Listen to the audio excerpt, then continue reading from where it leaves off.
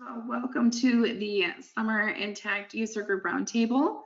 We've done this a couple times before, and we have went ahead and been able to answer a lot of questions and go through a lot of information.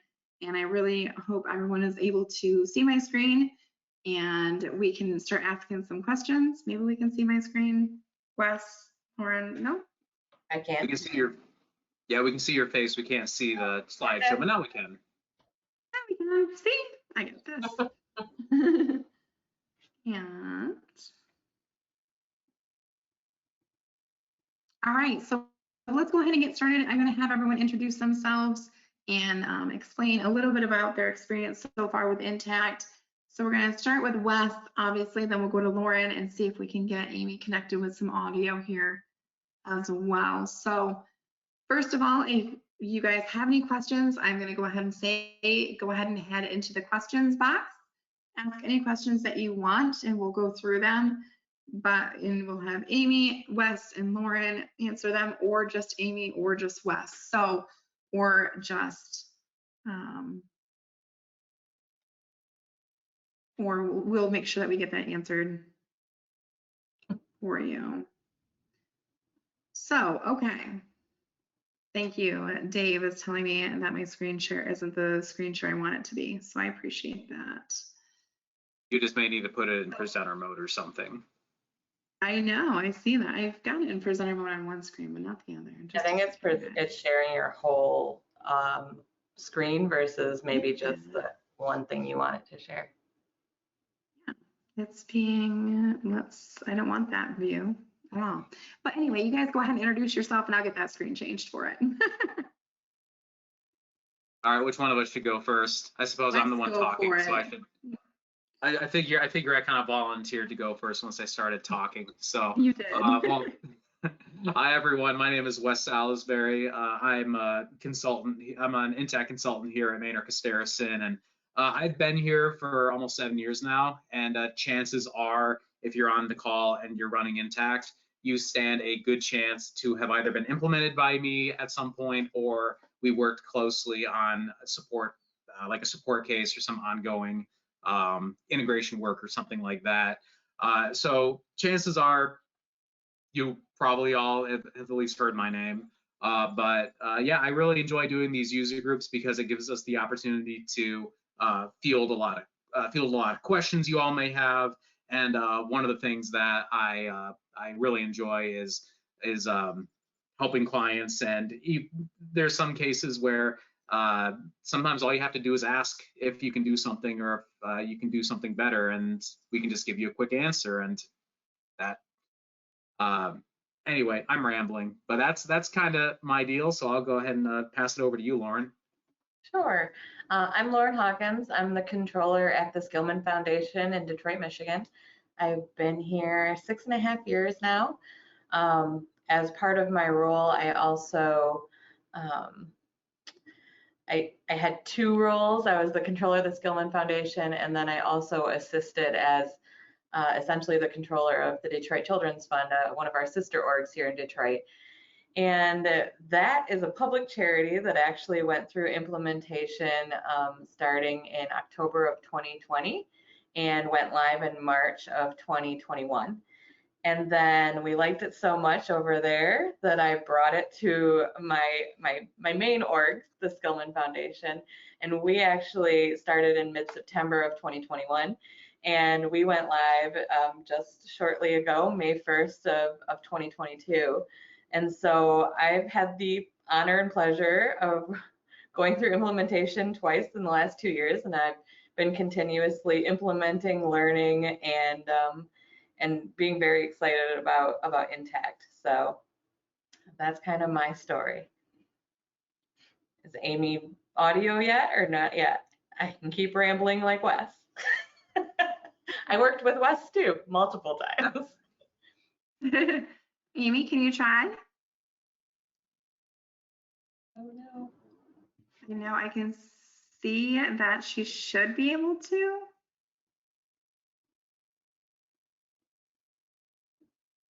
She just self-muted, so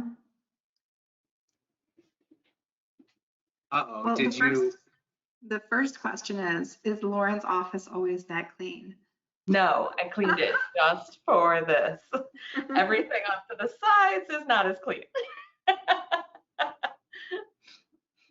I did something similar. I did do something similar. You kind of, I'm at home today, but you kind of have some stuff in the background, and I just like quickly shuffled stuff off. So yeah. And I came into the office because it's cleaner than my home office where I mainly live out of. So that was my whole reason for coming actually into the office today. Amy, can you try to chat again? Because you should be able to on my end.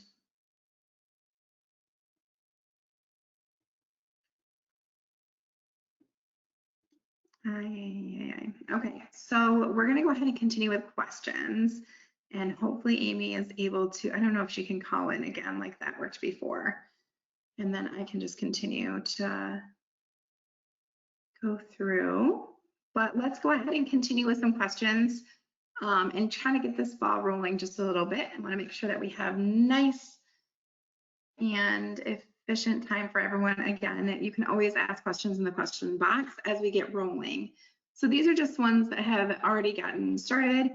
And one of the big questions I wanted to ask of Lauren, and what is the reason, or what efficiencies have you noticed before we even, as you guys rolled from GP, as was your previous ERP system, what was the biggest efficiency that you noticed in moving over to Intacct?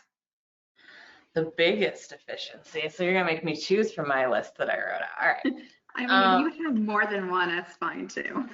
I would say the biggest efficiency that I have realized is, at least for us, we're essentially paperless now, and the ease of the approval process. So we require a CFO to approve all invoices prior to payment. And so we've built in that approval process.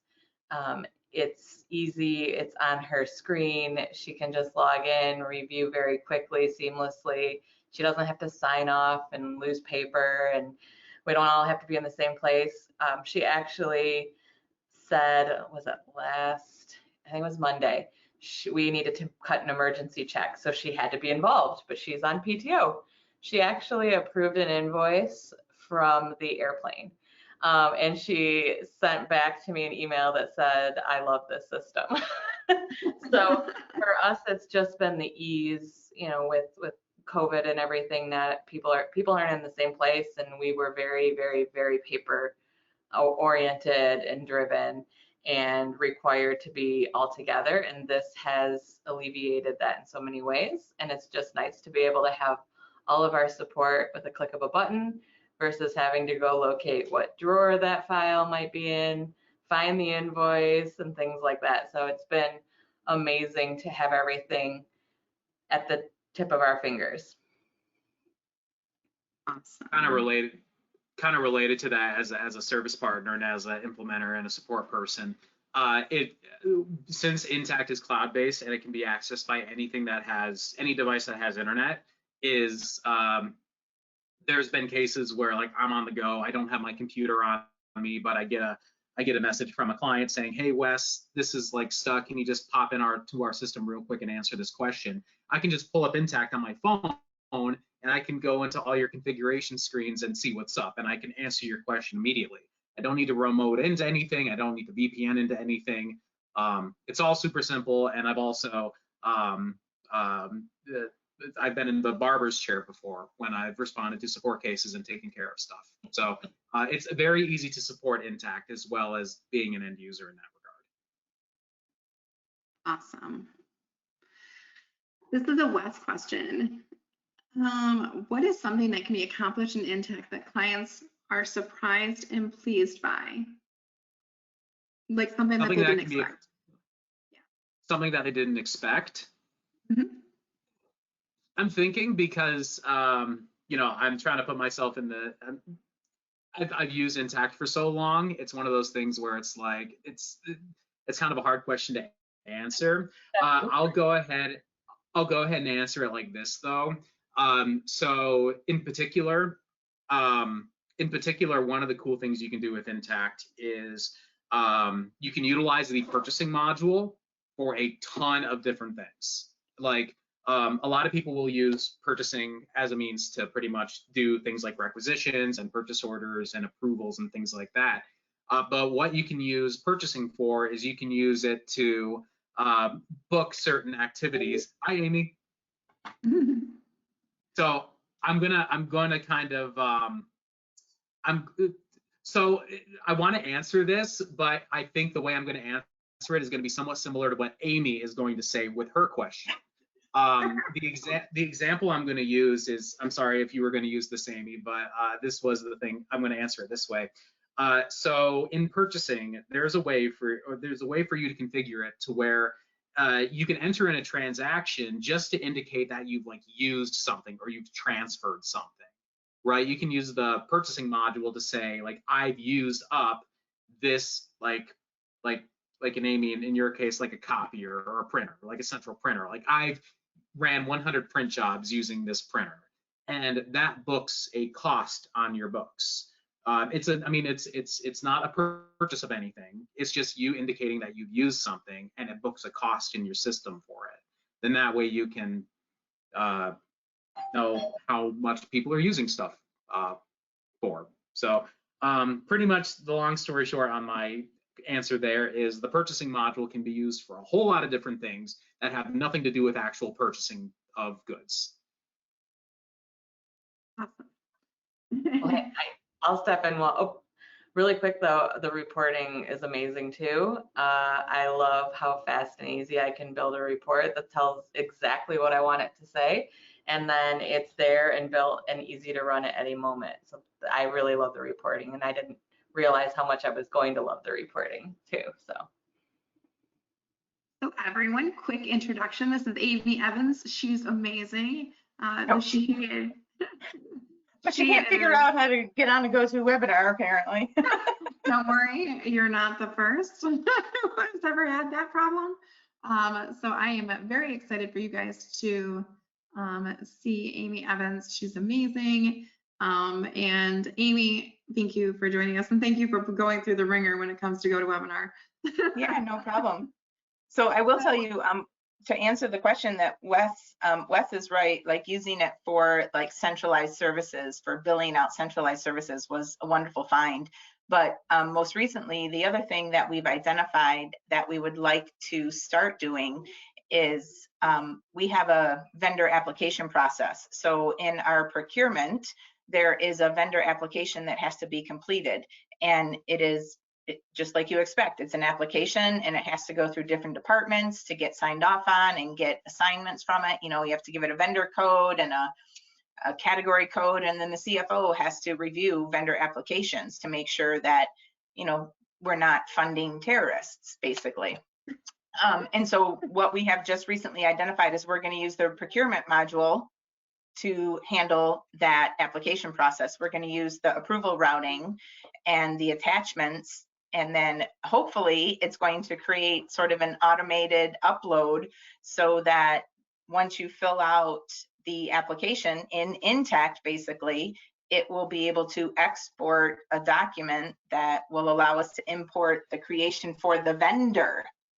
So, you know, like here's the export this, and then just drop it into the spreadsheet, and that creates the import to add the vendor, the import file to add the vendor into Intacct, so that we don't have to type this stuff 5 different times. So we're looking forward to building out that process. But it was nice because right now we have to pass around this piece of paper. We don't want paper. And Amy, I don't know what your time frame is on that. Since you guys have MainerLink too, you can set like that job up on a regular basis using MainerLink. So you could just use like a CSV import file, but you could set up MainerLink to consistently be looking at those approvals, and then it creates the vendor automatically once it realizes it's approved. That sounds even better. We'll talk about that. We'll talk about that when the time comes. Now Lauren wants that. Perfect. So awesome. So that was a great, so Amy, one of my big questions, and I'm actually gone forward on my, because I keep talking with my hands, gone forward on my slideshow, but one of my questions for you is why do you stay with Intact? Like there's obviously other options and there's obviously other things out there and you guys have grown as an organization. What is it that keeps you on Intact? What is it that you consistently find that you're not going to find anywhere else? So in full transparency, I do not have a habit of looking at other accounting systems very often. But I will tell you that Intact for me continues to deliver. I still feel like there's a ton of functionality that we have not raked out of the system yet. It can do more than we're using it for. I still believe that. Attending the user conference shows me that every single time I go, that there's more that we could be utilizing it for. People are doing a lot more than we are. So that's always inspiring. And every time I heard Lauren kind of talking about some of the reporting and the ability to do it on a plane, you know, I mean, those types of things, like until those things get old to me, I'll be with Intact because it continues to deliver. If I need to create something new, I'm like, oh, we can just do this in a report and we can set it up this way and Intact can handle it. The functionality and flexibility of the software is so useful and it's meeting the needs that we have. And until it doesn't, you know, I think I'm required, I think soon here, every like 5 years, we have to look. So I think I'm actually required to look at other systems just for federal requirements. We have federal procurement requirements over us, and so I can't call it a sole source purchase forever. And so I need to look at, so I'll be looking, you know, and basically it's just, is there anything else out there that would warrant going through the pain of switching? And I'm pretty confident we're gonna not find anything because I felt like Intact was the Cadillac when we selected it. So the question real quick is, what system did you guys move from, Amy, all those years ago? I don't even remember. We were on a system called, it was a ham company that made accounting software. Solomon. It was Solomon. Okay. Yep, they were on Solomon, which was a green screen system still. Oof. Lauren, this next question is for you. Is and actually you and Amy, what tools do you guys use to ramp up on Intact? And like, how do you continue to learn? I know, Lauren, your situation has been really unique in that you've done 2 implementations, so you have to learn. And Amy, your situation, since you've been on Intact for a long time, how do you continue to evolve and use Intact to the best of your ability? So, Lauren, do you want to go first? Yeah. So I actually I dove I bit off more than I could chew, and I'm sure Wes would agree. So our implementation did take a bit longer than probably your typical because I was bringing in all of our detailed history. And so I consider myself an Excel whiz, but it was a struggle sometimes. But so I spent a lot of time really having to think about the different slices and dices, if you will, for people who aren't familiar with Intact terms, but departments and the ways, different things that we were looking at, dimensions of the organization. So I feel like I really dove deep, and it took a little while to get it, but I think it really helped me overall. And then as I'm one of those people who just has to dive in and learn by doing, and then call Wes for help when I get over my head. But so that's been my thing. I didn't do a whole lot. I watched some of the videos, but to me, they seemed relatively intuitive because the system is very intuitive. So I just learned a lot by doing, and then I'm excited to potentially try to attend the conference coming up if I can get approval for it. But every time that I think that I want to do something, I do a little Googling, do a little help learning center stuff, and it's very easy to learn. And that's the really exciting part to me because nobody's got time to learn something right now. Nobody has time to learn something new and crazy, and our world keeps moving. We still have to pay the bills. We still have to get things done. So I really just appreciate how intuitive and easy it is to learn. It really hasn't been that much of a burden, and that's what I really loved about it. I hope that answered the question in a very long-winded way. I think you did a great job. So Amy, what about you? I highly advise anyone who can to attend the Intacct User Conference. It is just Intacct on steroids, and there are tons of people with tons of amazing ideas. So that is a great way. The other thing, one of the sessions that I attended while I was at a Intacct conference was about the releases and the release notes. It is so hard, just like Lauren said, you got to pay the bills, but it is so hard to find the time. But I think it is so important that somebody in your department is finding the time to review those release notes. There's new stuff coming out all the time, and just for somebody, it doesn't have to be the CFO, it can be the AP clerk. I mean, for somebody to go through them and say, hey, are we doing this? Is this anything we might want to look into? Those release notes are fantastic. And then having a value-added partner like Maynard that can really support you when you have questions. I've just recently had an inventory issue, and I'm like, Wes, I don't know what's going on. How is this happening? And so Wes is diving in with me to figure out, what has changed in the inventory module since we went live 5 years ago. And there are some things, that happens. I think it might be 7 years ago. But in any case, so that's it, the release notes, and then really leaning on your partner, demanding, and I have demanded, and Maynard has stepped up. Not be afraid to demand from your partner the type of service and support that you need. We're happy to do that. We definitely are happy. We are definitely happy for that. And as a consultant, I can say we like sometimes when you've been doing consulting for a while, some of the questions you get kind of, there are some questions that you just field more often than others. It's a lot of fun when someone throws you something that you don't really hear every day, and something that kind of requires you to dig in and kind of do some research. So even if it's a complex thing that you're thinking of, just throw us something, because we as consultants will just eat that up. And plus you'll get something out of it too, because then you'll get a cool solution out of it too.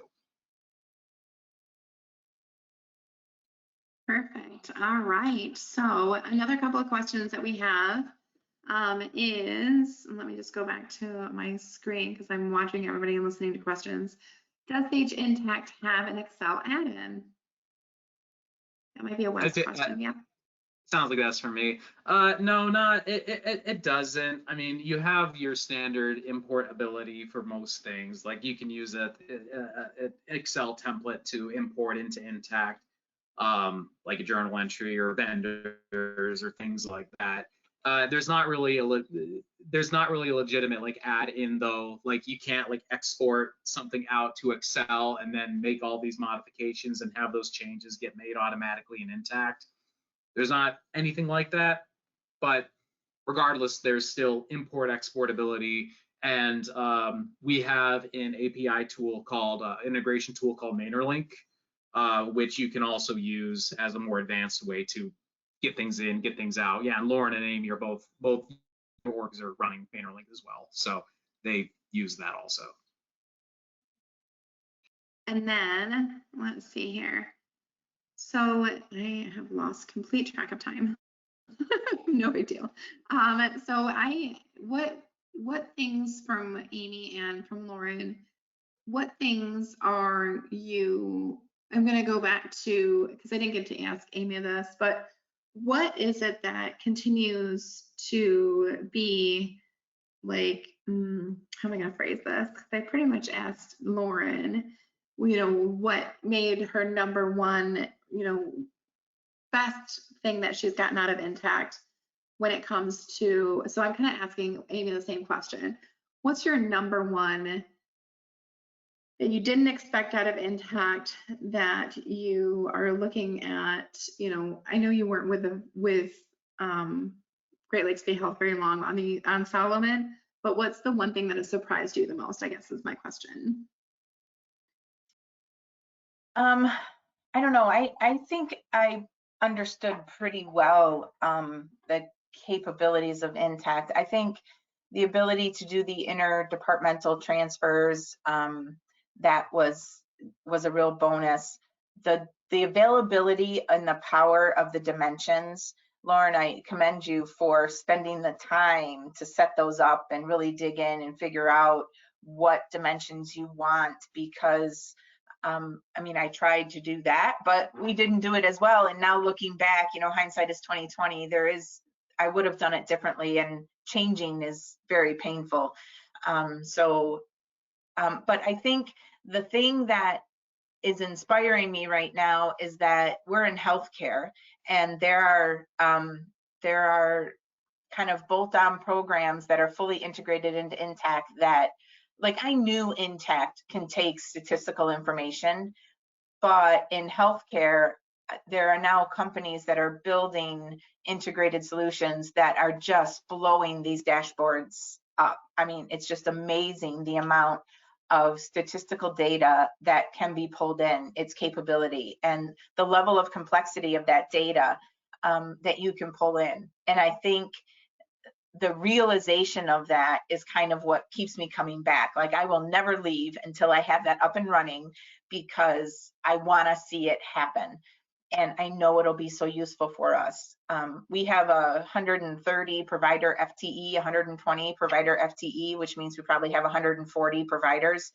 And to be able to build them individual dashboards within my accounting software where there's a single source of truth, I mean, that power, we're talking about just a provider list. So like, that's one of the things that Intacct can become, is a single source of truth. You know, I have about 10 different people across our organization who keep their own provider list for their own reasons. And it has, the lists won't match if you set them side by side, because some of them include residents and some of them include contracted providers. Some of them are employed providers only, and they never match, and they have different data points on them, because one of them's for credentialing, and one of them is for payroll, and one of them is for the EMR. And so when little old me in finance needs a provider list, I can't get one. And so to have something, and we're thinking Intacct is going to be where we can all keep that single source of truth, and then we can just send out reporting automatically. We can link it with our HR system so that when we have onboarded providers, it gets updated. I mean, so I think that is I'm not surprised, because I don't like to admit that I didn't know, I guess, maybe, but it is meeting the expectations that I have. It is meeting the bar that I set, and my bar is high. So I'm so pleased with the software. I really am somewhat, you know, I definitely drink the Intacct Kool-Aid. That's okay. Lauren, what about you? We're going to go ahead and dive into your list a little bit more in comparison from GP to Intacct, and what because I know you have a list of. I've been crossing things off as we've been talking. Yeah. But so some of my other things, so the great thing, part of the reason I dove so far into those departments and dimensions is I did get to do it twice. So I did make mistakes the first time, and I know I made mistakes the second time too, but I learned from those. So I had the opportunity to do it again. So that is part of the reason. The second one was better, but we won't tell anybody else. But it was also a build for two different organizations. One is one is a public charity, and the other is a private foundation. So I really got to think about a lot of different things. One of the main reasons we went with Intacct for the public charity was because of all of the ability, the different dimensions that are available, and the ability to track all of our restrictions. So the organization runs primarily on contributions and grant revenue, and a lot of people are giving it to us for one reason and one reason alone. And I was tracking all of those reasons in Excel, and it was very overwhelming. And so the main reason that we looked for a new system was for somebody that could help us track those restrictions and the releases and know what's left, and that information would be live and anyone could look at it if they have the permissions. And so the restriction tracking for us was just the main reason that we initially went to Intacct. Also, the budget was a cash budget. Well, we do accrual-based accounting for our financial statements, but everybody thinks about cash in, cash out. So the other thing that Intacct was able to provide was a dual book. So I can run my budget on a cash basis and compare it to my budget that's a cash basis, and still run my accrual-based financial statements for my board and my auditors. And it's just, I was converting everything in Excel. So the time that it saved me for those things alone was just unbelievable. And then the audit, everything is in Intacct. All of the audit trail, who approved what, when they approved it. The support is in there. I give my auditors a login with read-only access and send them on their way, because they can look at, I don't have to pull anything for them. Everything is in the system. They can look at all of the things they need to look at without bothering me for a moment. It's amazing. And then just to piggyback on what Amy said is the dashboards. Right now I've got, each individual person has their conference and travel budget that they can look at, the actual, what's remaining, what did I spend it on. I was giving that to everyone monthly on a piece of paper. And then if they had questions, I had to pull them into a meeting and look at their detail and explain things to them. Our program team can look at their conference, or excuse me, the grants that still haven't been paid yet, the grants that have been paid, where they stand on their budget. And then we've got a dashboard for our executive team that shows where our investments have been on a rolling 12 months, cash, where that's at, budget to actual by department. And lastly, we've built, haven't got approval for it yet, but we've built a dashboard for our board that is just snapshots, unable to drill down into any detail to see those financials that I pull from the system and then include in our board packet. So now if they want to see them, they can see them at any time and just log into their dashboard. So I just love all the transparency and all the time that it saves me, because people have what they need at their fingertips, and I don't have to be the one that's translating, and well, sometimes I still have to translate, but I don't have to be the one that's providing that information to them with my time. So, all right, that was really long, but that's my story. No, you did great. You did great. Wes, is there anything you want to add to that, as far as one of those things that you constantly see clients underestimate the ability of Intacct or underestimate the functionality? Yeah, so I'm not, I wouldn't really say it's like an underestimation of this particular functionality, but kind of to piggyback on what Lauren just said, Intacct does support both. If this is useful, you can set up Intacct to be dual book. So you have one set of books where you can run reports on accrual basis and another on cash basis. Super useful if you need to report on both, because Intacct automatically translates it. Another thing that Intacct does, or that you can set it up to do, is if you have reporting needs to include things like outstanding POs, what your dollar value is of outstanding POs that have been approved but you haven't like received the goods yet, you can track them in a committed cost or an encumbrance book, and then you can further integrate that in with your financials as well. So you can just, in your financial reports, you can choose whether to include or exclude these committed costs, encumbrances as part of your reporting. So that's just an additional functionality that a lot of not-for-profits in particular will use. One thing I'll mention though, for the folks who may be like just starting off with implementing Intacct, or the prospects who are considering moving to Intacct, again, to piggyback kind of off of both what Amy and Lauren said, the most important decisions you will make in the setup of the instance of Intacct are at the very beginning, when you're thinking about what dimensions you want to use, because the dimensions are like the lifeblood of the system. And if you spend the time to think about how exactly you want to set up dimensions and what the functionality of each are and what your requirements are there, that's going to pay a ton of dividends in the future, because then you'll be able to run reports on anything. So definitely pro tip to you, and we consultants will work with you on this too. And we think about it quite a lot as well. but make sure that you're really dedicating the time and resources to making sure you're accounting for all the dimensions that you need or may need in the future, if such a thing may be known. But yeah, that's kind of what I have to say about that, Kate. Perfect. So here's another, we have quite a few questions starting to roll in, which is great. So keep them coming. I will get to them. We will get to them. Don't worry. So for Laura, after the initial implementation, how do you determine what areas to focus on in like phase 2 or continuing to increase that efficiency? Have you guys kind of started to roadmap that, or how do you start to look into that for the future? And that might be an Amy guidance answer too. Yeah, so for me, and my definition of implementation is probably different than Maynard's definition, but like to me the implementation was like the setup and getting the history in there. Once we went live,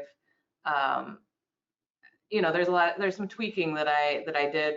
Maybe I learned something that I could fix, and but like the reporting and the dashboards were something for me that ended up being right after implementation and getting those finalized and pretty. I've actually just finished the dashboards because I had to talk to the right people to figure out what they would want to see. Maybe sit down with someone from each group and show them what I've mocked up and say, okay, if this is what you're looking at, what is missing? What else would you want to know? What else would you be able to want to do?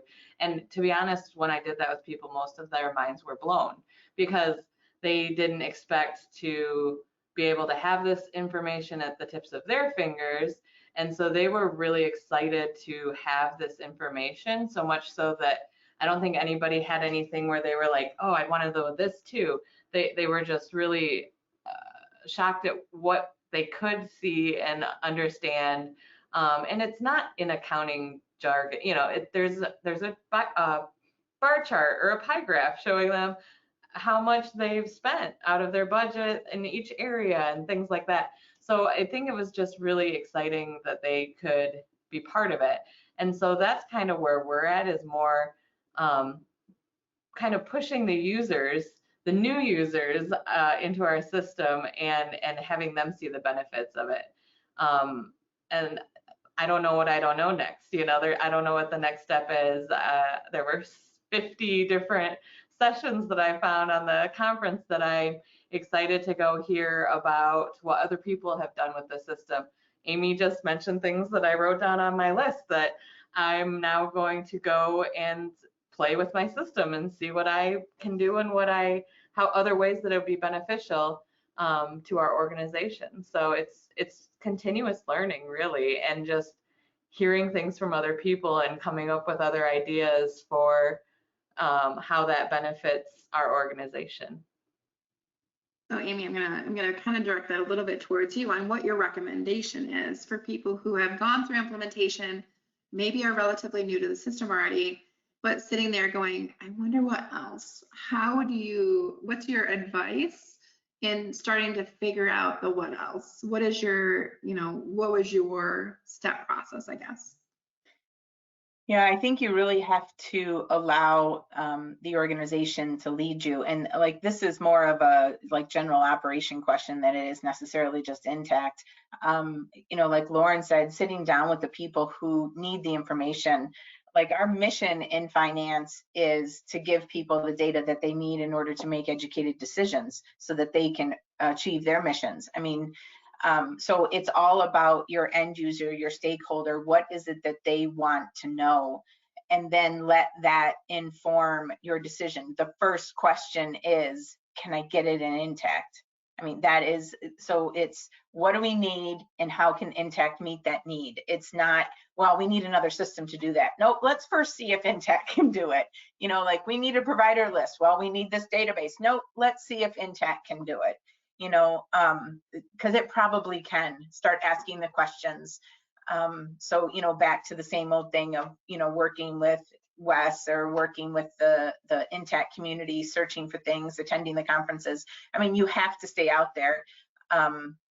You have to stay inquisitive and curious, but really allowing the people, like I listen to the people who call me and say, hey, you know what, I'm wondering, it seems like this looks weird on the financials, or they say they're seeing appointments, but they're not. But like, I let those questions lead me into what we're doing next. And points of pain, like that stupid vendor application. They sit in my inbox waiting for me in my email, and they get buried, and then I get notices of second request, third request, and I'm like, oh, this is so frustrating. Why is this such a pain point? And then like that question needs to be, could Intacct do this somehow? Like, could we put this in Intacct so it would just show up on my dashboard as items that need to be approved, and then I could just review them every once in a while? Like, yeah, I think that would work. So, it's not, I don't know, there's no genius there. It's just kind of listening to what people are asking you. Love how blunt you are. It's my favorite.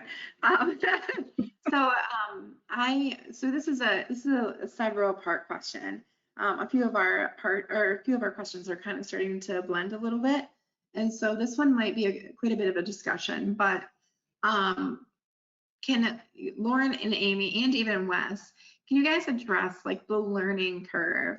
A lot of people that I deal with, and a lot of people that our staff deals with, might be afraid to take that jump because of the learning curve. And how is the process? How was the process? How is it continuing to be?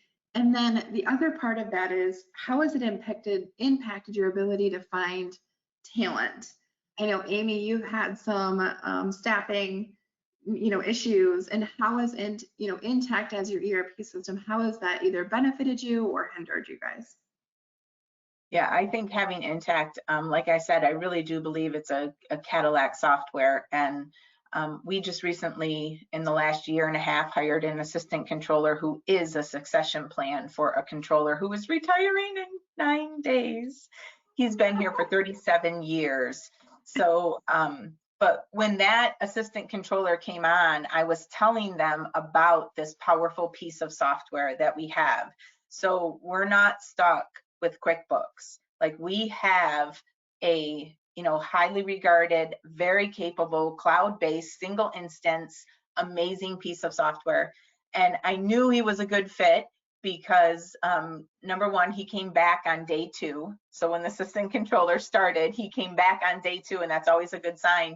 But I asked him, how are you doing? He's like, I'm exhausted. I'm like, really? Why are you so tired? He's like, I was up all night watching YouTube videos about Intacct. And he's like, this system is amazing. I'm so excited. So Intacct has been a real bonus to me in trying to recruit and find talent. And I will tell you, as far as learning the system, like, it's pretty intuitive. Like, if you know how to do accounting and you know how to do AP, and like my AP clerks, there was no real learning curve. They're really asking, how do you do this? Like, we need to be able to do this. How do you do it? So it wasn't us trying to figure out the system. It was us trying to, ask the system, what is your solution for our process always? I think too, I agree 100% with what Amy said. And I also, so my AP clerk said, well, do you think we could start doing this? Maybe if we include this, like, not only was it easy to learn, but it was easy to come up with added benefit, even by, people that didn't develop it. So she has been really helpful because she's using it in a different way than I am, but she asks, can we do this? What do you think about this? And then we make things happen. There's certain ways to customize. So we have vendors, and we wanted to track certain things about them. So we added different questions onto our vendor card that we're able to track different things that weren't built into the system, but we thought, why keep that in an Excel spreadsheet when we can track it at the vendor card level? So we've done a lot of added benefits just by thinking about different ways that could Intacct do this, just like you said, and we were able to build it in. Regarding finding talent, we're too new with the system to have really experienced that. I will say that I no longer am the controller for the public charity, but we did hire somebody there, and she did something very similar where she spent the first week watching all of the Intacct videos, and she actually sent me the message about the Sage Transformation Conference and said, I already got approval to go. So just different, it is very intuitive. It's a wonderful system that does so many different things, and it's not like it's a big secret. I feel like you can easily figure out how to make those things happen and how to use it, and even extra benefits. I'll go ahead and Awesome. Yeah. I'll go ahead and chip in a little bit extra, kind of linked to what Amy and Lauren have said. So Intacct, in a lot of ways, from an implementation standpoint, you can sometimes treat Intacct as like an out-of-the-box type of solution because it does so many things out of the box. However, it does have a fair amount of customizability, and those are things like additional fields.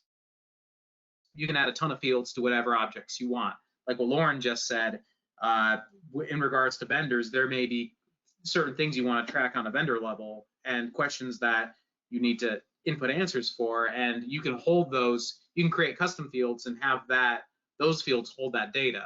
In addition to that, you can build in these things called smart rules, which are validation rules to make sure that when you're filling out something, that it gets filled out appropriately.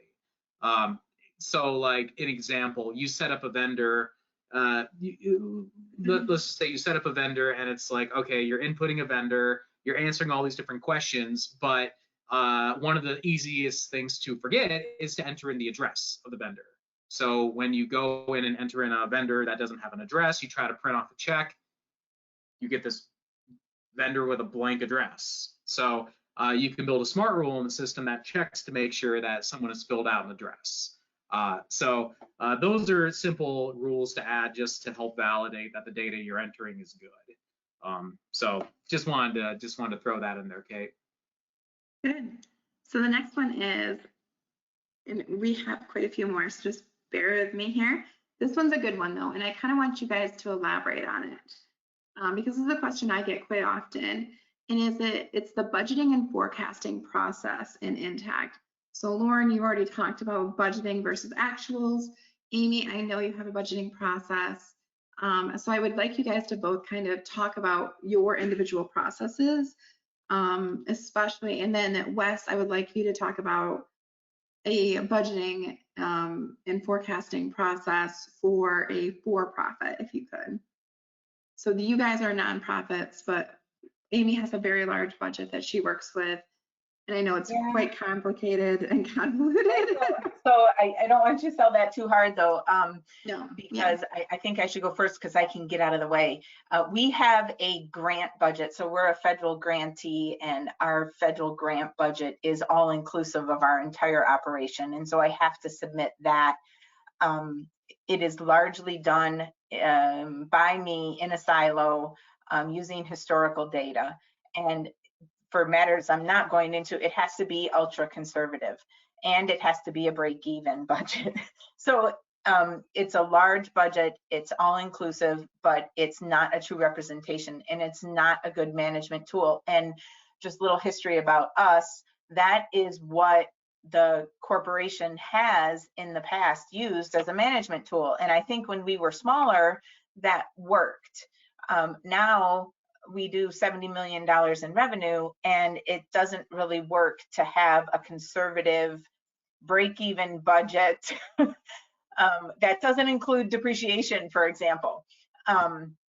So we don't have a budget. I'm not a good one to ask about the budgeting tools in Intacct. The most I use budgeting for is I have now some grant projects with the COVID grants that we've got where we're doing kind of budget versus actuals, but I don't do a lot with budget versus actuals.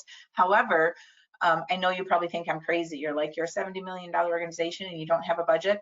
Yeah, you heard me. We don't. But what I am doing, and this is where Intacct is serving me well, is that we are beginning to build out, and we have built out various KPIs. So we're able to build out those key performance indicators onto dashboards, all of those measurement cards that have all that statistical data, revenue per square foot, encounters per provider FTE, revenue per billable provider, revenue per billable provider FTE. So we have all of these other management tools that serve me much better than budget versus actual. Just in our space with our organization, a budget versus actual financial statement, it has limited utility for us. That's not true everywhere, but for us, that's what we're finding. And to our discredit, our reporting lines, we just finally cleaned up our reporting lines in the last year or two.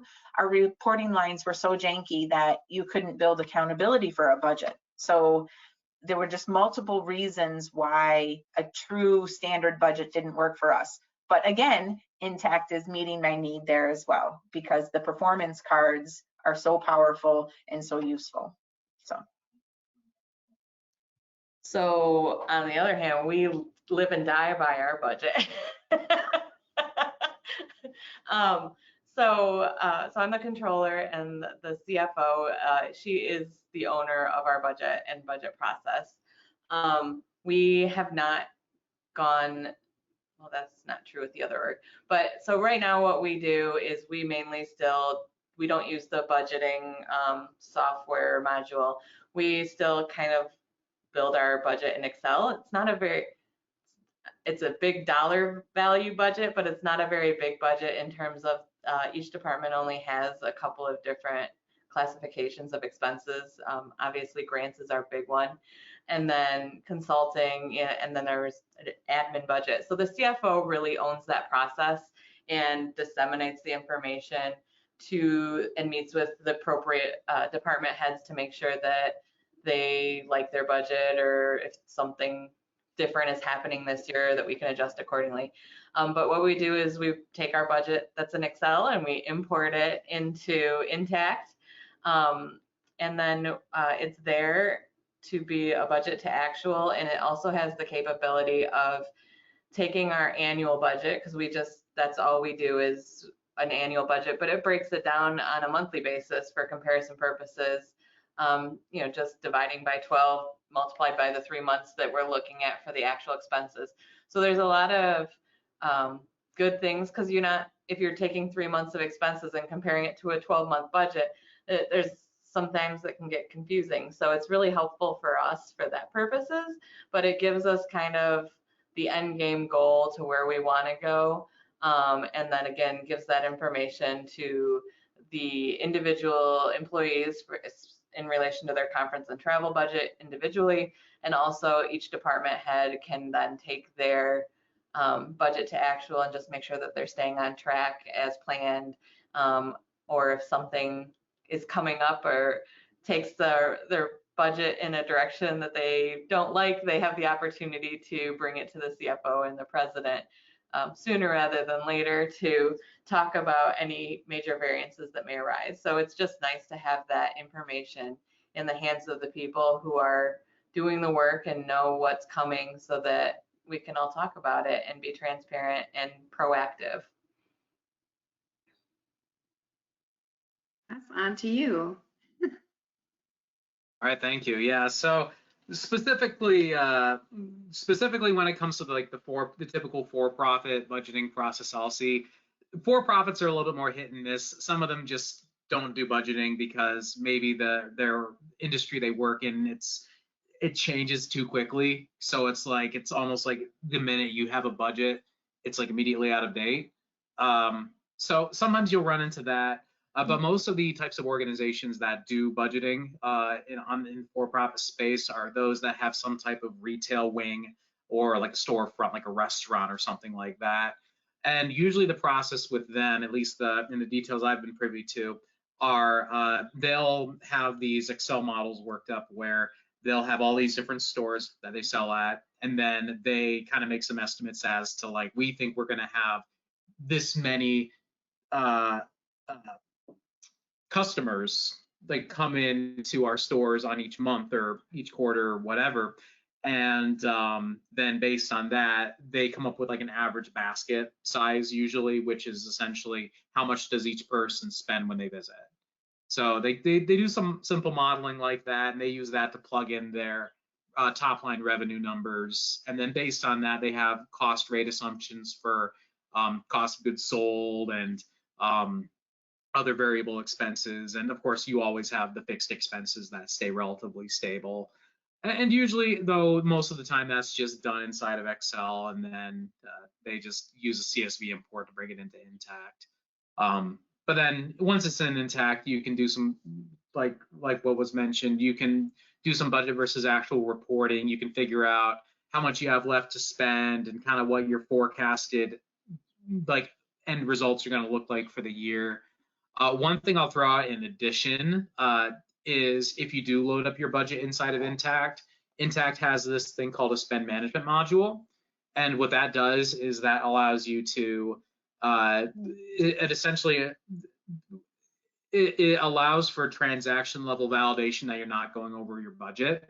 So if you have this active and you input like a requisition, for example, Intacct is going to read like, okay, for this thing you're trying to buy, you've already bought this much so far in the year, and then you have this much in budget for the year. This purchase is going to throw it over. So then you have to meet with the budget administrator to either get more budget, or you just get it's just rejected, saying, hey, you're not going to buy this because you're over budget. That's not, yeah, or you just code it to a different department and just code it that way. But the thing is it gives the administrators the power to put rules into what can be purchased, and there's more validation there to make sure you're not going over your budget. Yeah, and that's a perfect example of one of the utilities of Intacct that I would like to start to take advantage of. It was at a conference when I learned about spend management, and I because we don't have a budget, I approve all travel. Travel expense for us is a bit of a luxury, and it gets very large pretty quickly, and so I have to approve all travel. That's on our policy. Well, I'm the CFO. That's a waste of my time. So I'm like, okay, how can we do that differently? In the spend management, I'm like, okay, so we don't have budgets per se, but I could create items specific to people, the managers, and say, okay, this is a travel item, because we approve purchasing, or we approve travel through our procurement model. You enter an item, which is airfare or conference fees or mileage, and that's how we handle our travel approvals. And so I can create individual items and then have those items be budgeted, or I can do it by manager. And I can give people, I'm like, okay, IT, here's your travel budget. And that is a smaller budget that we could spend value, like it's worth it to spend the time ahead of time to say, how much are you going to travel this year? Where are the conferences? Who's going? I mean, those things you do kind of know ahead of time, as long as they don't get canceled for COVID. But though that is a smaller, like manageable, budgetable item, and then it would take the approvals off my desk because spend management would do the approvals for me. I mean, I don't care who goes where. If the IT director or the operations VP is saying that their directors need to go to these trainings, then who am I to say no, as long as it's within budget? So that's usually what I'm looking at when I approve them. So I'm looking forward to the day when we can implement that. We haven't yet, but that is another thing where Intacct is going to take workload off of me and allow me to continue to work the top of my license instead of approving people's airfare. Yeah, of course. You're laughing, Lauren. I love it. I'm with you. I feel your pain and I hear you, and you're validated. Oh, that's so true. I'm excited for you. So another question that's kind of come up a couple of times in a couple different ways, and this might be a Wes answer. I'm going to pivot. Sorry, we're going to do a different one. So the question is, what third parties do you currently use, or what additional Intacct modules other than the core do you guys use, and why? Like you guys both use MainerLink. That is considered a third party. But what else do you guys use as far as additional modules and third parties, and why? or what do you get out of them? So I can go. So we use the purchasing module a little differently. It's kind of like our subledger, I feel. It's what I consider it for our grants payable. We use Flux as our grants management system. This year's budget, I think, is 22 million for grants. And so that's pretty much our big thing here. So we use Flux for our grants management system. And one of the things that we use Mainerlink for is so that they could talk. We export payments out of Flux and Mainerlink imports them into Intacct. Sometimes it's to our subledger so that we can get a listing of all the grants payments that are being made, have them in our accounting system directly from our grants management system. Also, once we pay those grants, we export a file out of Intacct, give it to our friends over in grants management, and they are able to import it into our grants management system so that we all have the same information. I love that. We use Mainerlink just to bring in our payroll entries from ADP, our payroll service provider, and then we also use Concur for our expense reporting currently. And we use Mainerlink to take the data out of Concur and bring it in all nice and pretty, saving us tons of time into Intacct. So I might be wrong, but I think those are the only additional platforms and services that we have in Intacct. And those are our main third-party providers and how they talk to Intacct on our behalf. Yeah, we have, so we're healthcare, so we have a practice management EMR that is separate. And we are now, since April, using Mainerlink to pull over that revenue data, which I can't even tell you how excited I am about that. That was like big celebration. Woohoo! We ring a cowbell in finance when we do something successful. So we rang the cowbell that day. We have HR payroll software. Right now, we are exporting, importing a CSV file, which we can flip to Mainerlink at some point. I'm confident in that. We bring in hours worked. We're trying to get at hours paid, hours worked, hours scheduled, so we can do some capacity dashboards in Intacct. And we have, I think there's an, and we have for fundraising, so development and fundraising. Not so much, we're not a grant maker, we receive grants, but we take donations and that type of thing. And so we have, I can't remember the name of the software now, but there is another piece of software, a separate application. And we had that linked through an API and we eventually took that off. It's low volume. And so we just kind of bring that over manually at this point. We use Mainerlink. We started using the automated payment. What is the automated payment system? The PSI. Yeah, we've started using that. We've had some mixed results. My controller, assistant controller is telling me once he gets in there, he thinks he might be able to increase our utilization of it and find more value in it. But we were an early adopter in that. And we had high hopes for it to relieve some of our paper. And so that's kind of still in the works. We had originally bought the asset management kind of bolt-on integration, which we ended up not implementing.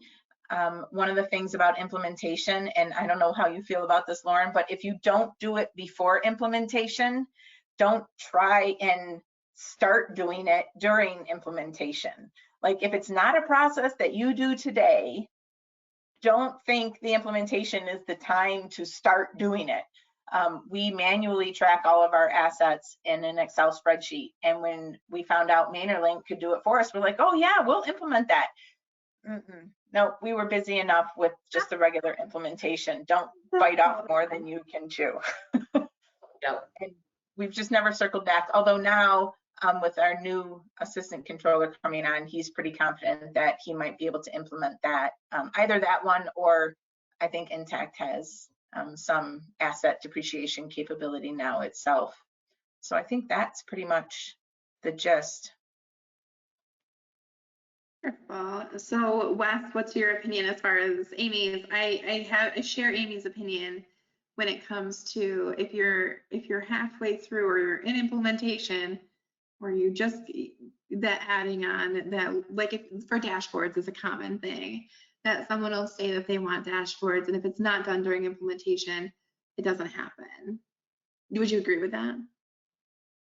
That is usually that kind of the typical thing I see is that during implementation, usually your focus is more on how do I use the system, and you're going to be getting familiar with Intacct for months after you go live, and usually it's going to be more around process and how things get approved and how workflows work and stuff like that. Usually dashboards, there are occasions where we like during implementation actually do deploy dashboards. I know you and Lauren and I, we like just talked about dashboards, and I know Amy, your organization has tons of dashboards, so you both are using dashboards really well. One of the common things I'll see though is sometimes an organization will be hyped for Intacct, to do dashboards, but other stuff gets kind of prioritized above dashboards, and sometimes we just never get around to it. But once you're experienced with Intacct, if you're currently not using dashboards, once you've been on Intacct for a little bit, that's really good timing to get in and start doing it.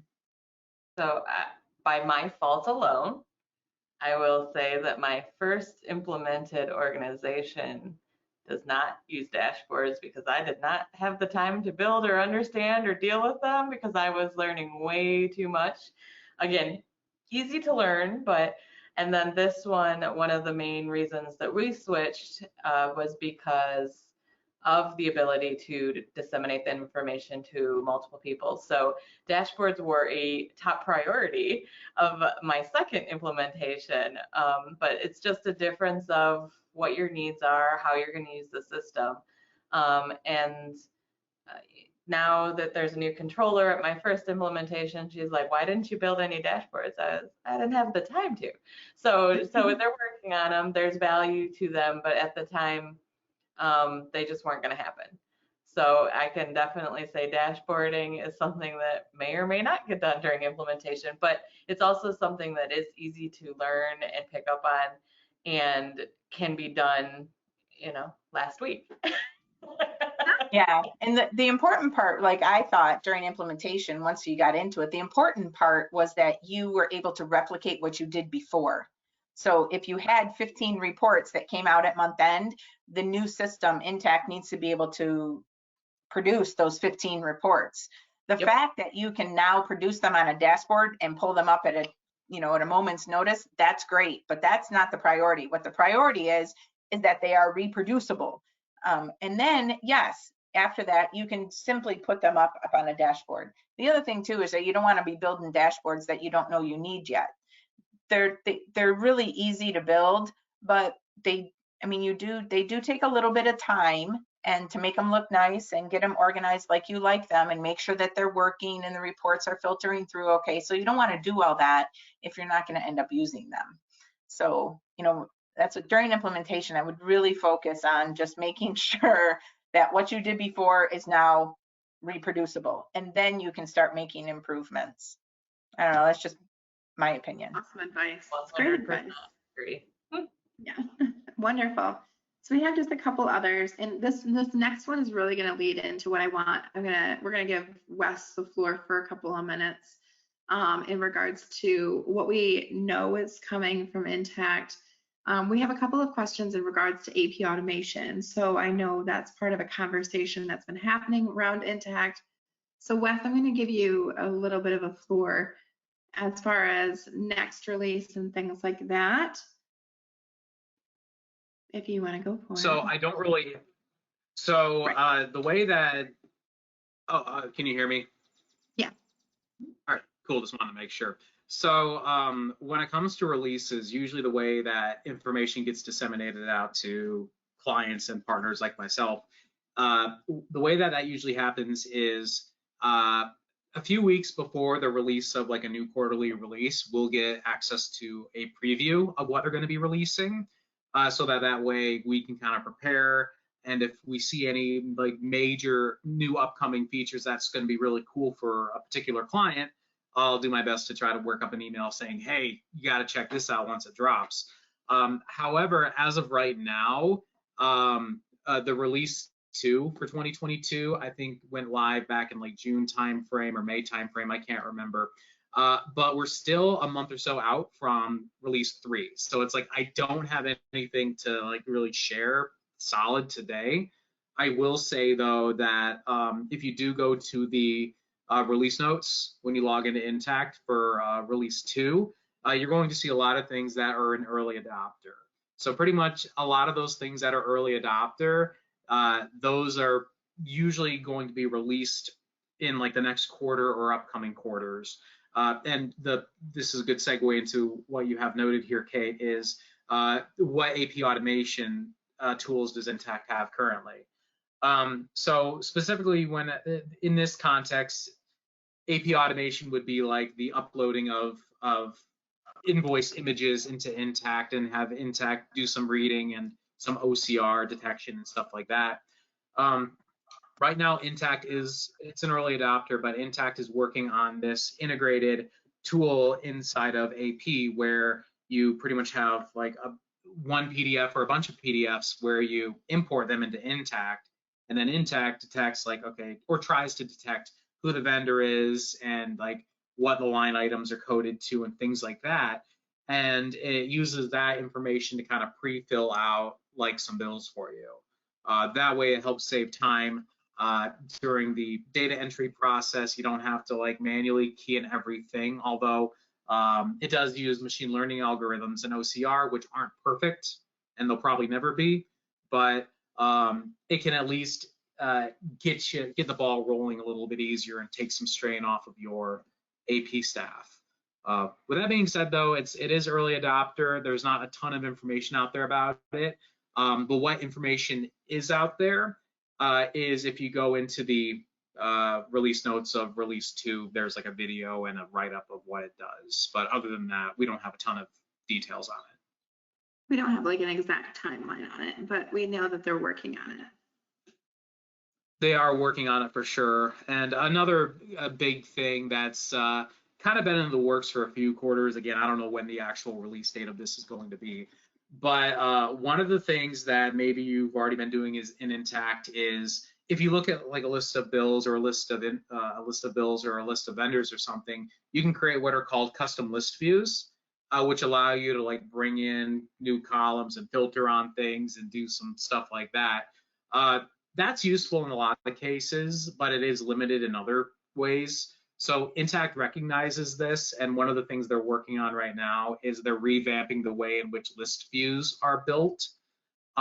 Everything is going to become more drag and drop and a little bit more intuitive. I've seen some demos for it, and it looks pretty sweet. But again, that's going to be, you're going to see some information on that when you go to, like right when you log into Intacct, you're going to go on the home page, and then there's going to be a little icon that says check out our R2 release notes. There's going to be more information on that upcoming product on there. Awesome. Awesome. That was a good start. Yeah, other than that, yeah, sorry, Kate. Other than that, I don't really have, if I had anything that I knew about that was getting released in the next release, I would certainly mention it. But as of today, we're just kind of in a lull period between like, we're like right before, we're pretty close to where release 3 is going to release, but we haven't been given any details yet. And so this is the next segue. You know, we're kind of wrapping up a little bit. We'll have the next segue, which I'm gonna switch my screen finally. I know that we've kind of gone off of all the questions, but oh, wrong way. Goodness. Okay, there we go. So the next segue that I kind of want to touch on for everyone here, Sage Transform is coming up in October, and it is the second week of October, right, guys? Monday, Tuesday, Wednesday. Yeah, pretty sure. But the website that is on the screen, I will actually, I'm going to copy it and put it in the chat really quick. But this website right here, we can go ahead. Okay, sorry, somebody actually just commented back, so it caught my attention. monitoring a few chats going on, making sure we get all of our questions answered. So I will go ahead and put this website in the chat, and I'll make sure I send it to all the attendees like I did before on other things, so you guys have access. But I want to make sure everyone is aware that Sage Transform is coming up. I think almost as long as Lauren gets approval, all of us on this call will be there in one way or another, as well as Dave Henson and Tim Holstein. So we have a relatively large group of Mainer people that will be available.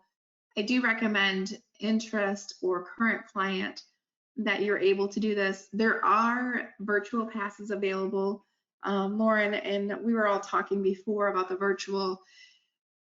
And while we understand, you know, COVID is definitely a real thing still, and we're still dealing with it. And if you feel more comfortable to attend virtually, we would still love to have you attend. We also realize that we are often more efficient in paying attention when we're in person. So we completely get either track. We understand either way. But we would love to have you attend. If you have questions in regards to Transform, please feel free to reach out to myself or Wes or Tim or Dave, whomever you're comfortable with, the Timbo as well. But in the chat, I have included my email address and Wes's email address. If you have additional questions, let's say you have a question for Amy, you notice that she was proficient in something that you're struggling with, or you have a question for Lauren, and it could possibly be in regards to the implementation. I know that these ladies are wonderful at answering questions, and we can help connect you guys.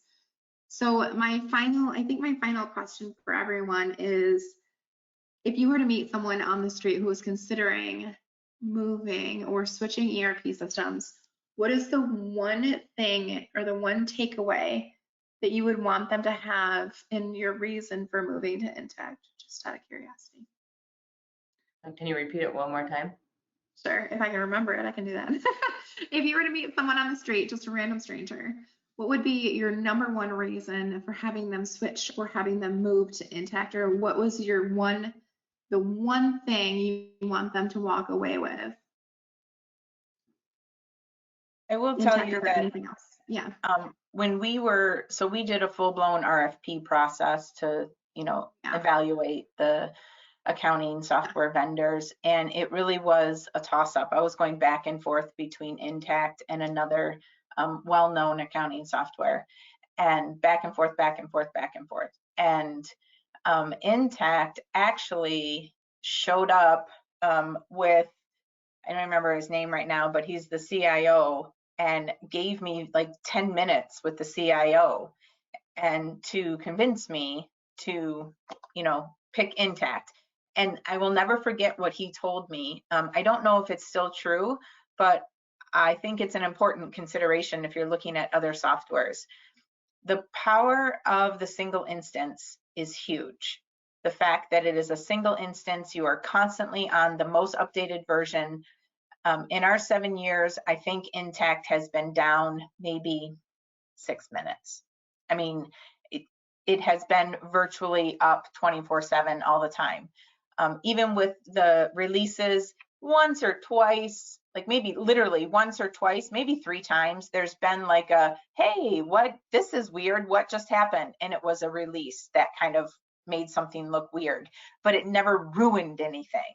It was just a, hey, this looks weird, and then Intacct's on it and they're fixing it.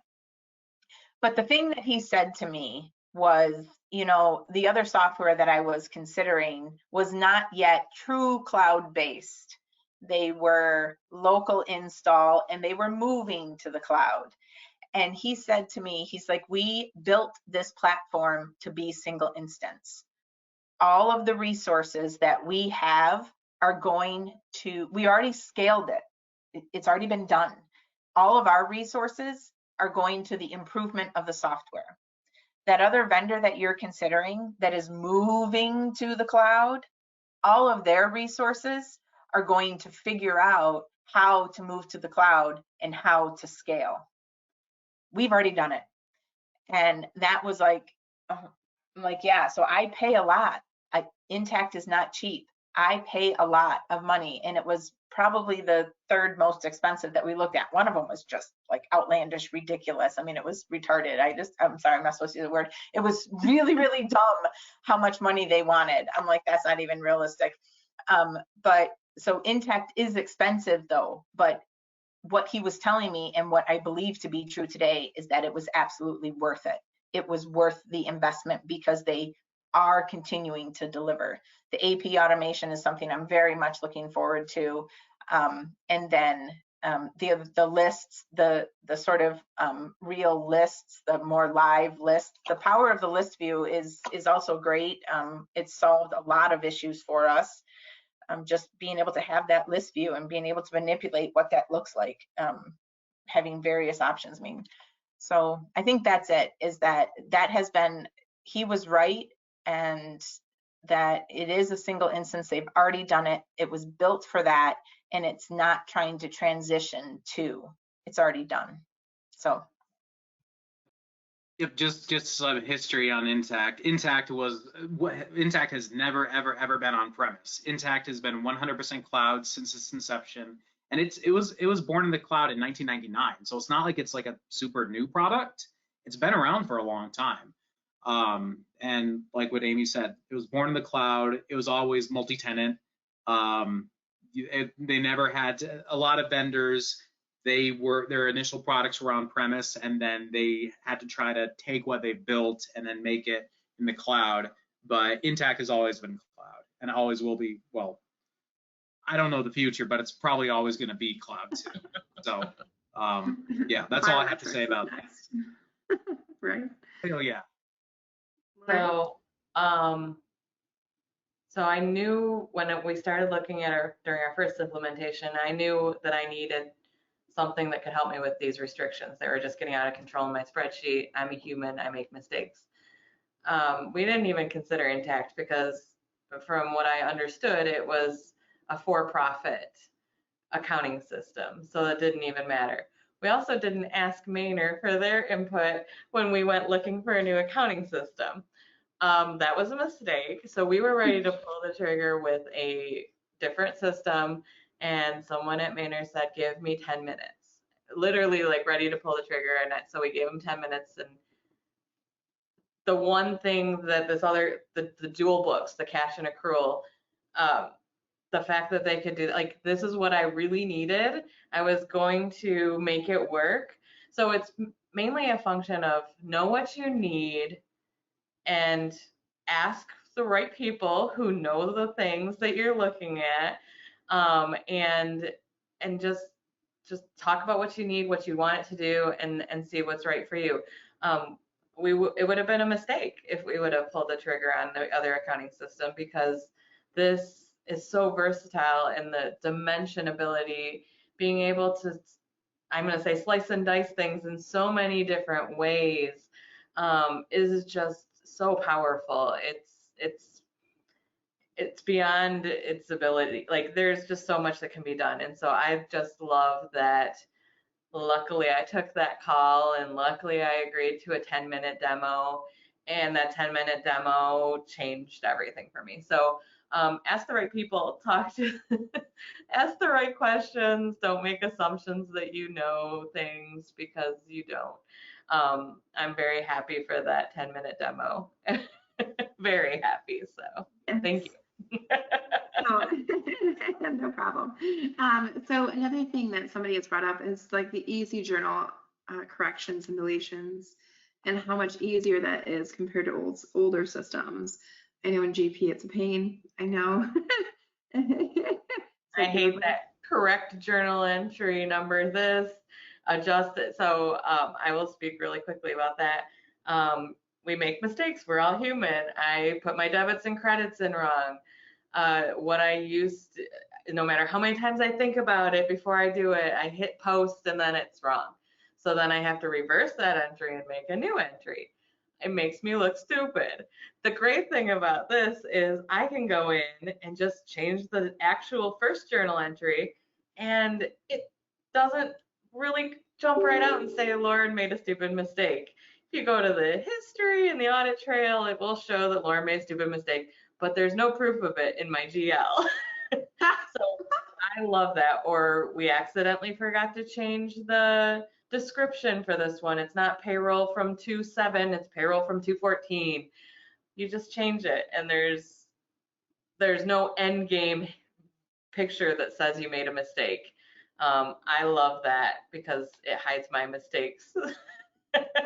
And it's But wonderful. it's But it's still it there. still saves it in the audit trail though. It's still A there. little bit Yeah. behind those pages. Wonderful. And the last, somebody just reminded me that we are redefining our referral program. That's just a sidebar. If you have somebody who is interested, please feel free to reach out.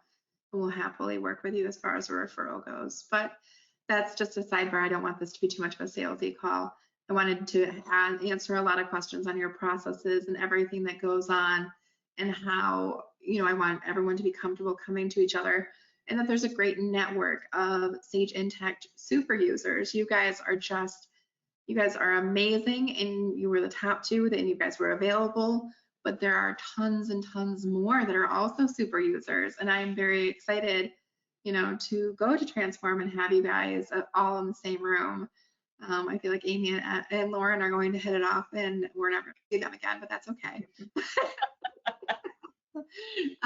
But I'm really, really happy that everybody got a chance to join us today. I always come into these calls and I'm worried that we're not going to have enough questions, but that never is the case. We always have enough. So I really, really appreciate everyone's time. We are officially through 90 minutes of answering questions, and it goes so fast. So thank you both Lauren and Amy for answering questions, and Wes, as always, thank you for being amazing like you are, and that you're everyone's safety net for sure. So thank you to all that attended. We are hopefully, maybe we'll do another one of these later this year, whether it's in person or virtual. So thank you so much for everyone's time. Thank you to the attendees. We will have the recording available if you want to share this with anyone. So yeah, thank you all, and have a great afternoon. It's actually sunny outside. Thanks, Kate. Thank you guys. It's great fun. Yes, Bye, guys. always. Thank you everyone. Bye. Bye now.